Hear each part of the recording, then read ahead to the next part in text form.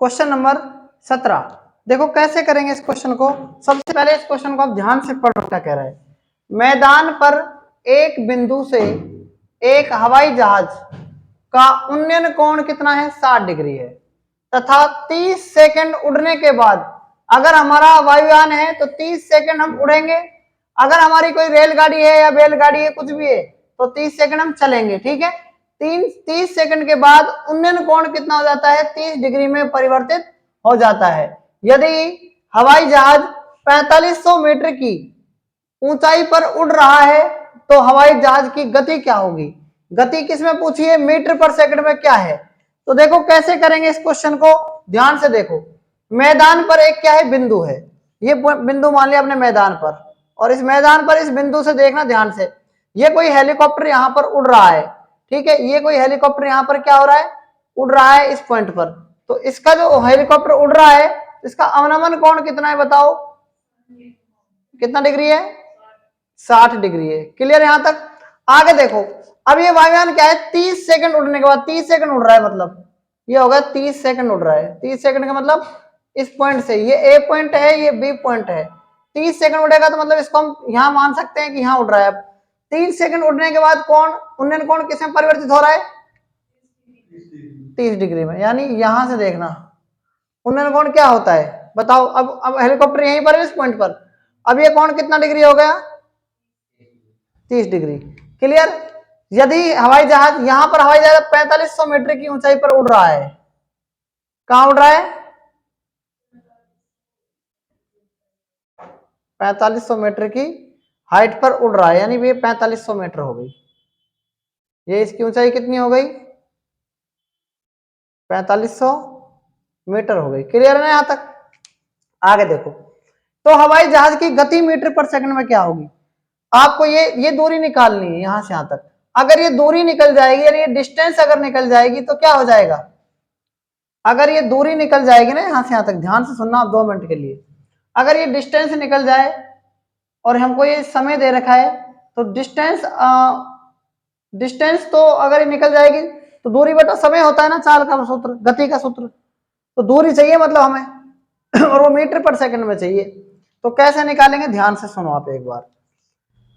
आप बताओ, अगर मैं ये एंगल ले लूं, ये वाला एंगल, ये वाला एंगल ले लूं तो क्या होगा इस एंगल में लेने में, ये 30 है ना, ये 30 है कि नहीं बताओ, ये कितना हो जाएगा 60।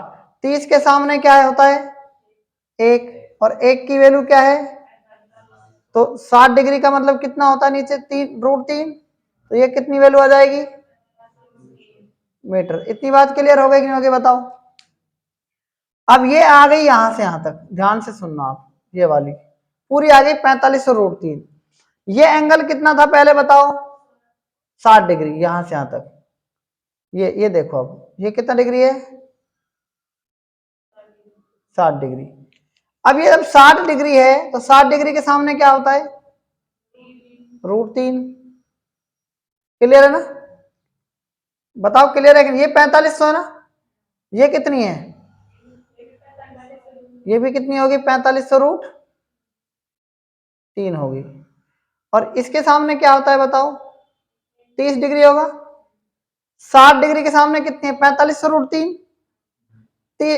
तो 60 डिग्री के सामने 4500√3 है ना पहले से ही, और √3 पहले से ही है, देखो यहां पर। नहीं बैठी बात समझ में, ये 4500√3 है कि नहीं बताओ, ये 4500√3, तो ये 4500√3। लेकिन मैंने आपसे पूछा कि 60 डिग्री के सामने क्या होता है, √3 होता है ना, होता है कि नहीं होता। तो √3 की वैल्यू क्या है बताओ, √3 की वैल्यू 4500, हाँ हाँ सॉरी 4500 ये 4500 है ना, तो √3 की वैल्यू कितनी है, 4500।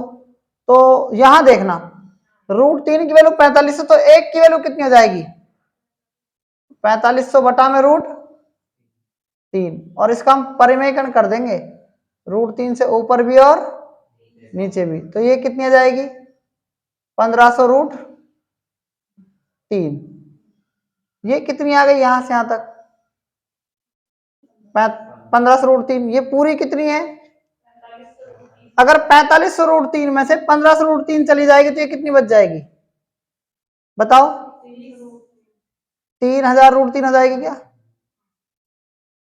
नहीं बेटी बात समझ में भाई, 3000√3 बच जाएगी ना ये, तो 1500√3 पूरी हो जाएगी 4500√3। तो इसकी डिस्टेंस कितनी आ गई? डिस्टेंस कितनी आ गई बताओ? 3000√3। और आपका टाइम क्या है बताओ? 30 सेकेंड, है ना?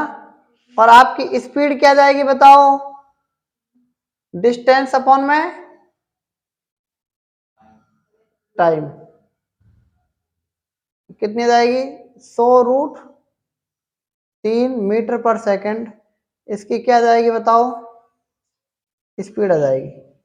तो इस क्वेश्चन को भी आप क्या कर सकते हैं? नोट कर सकते हैं, ठीक है।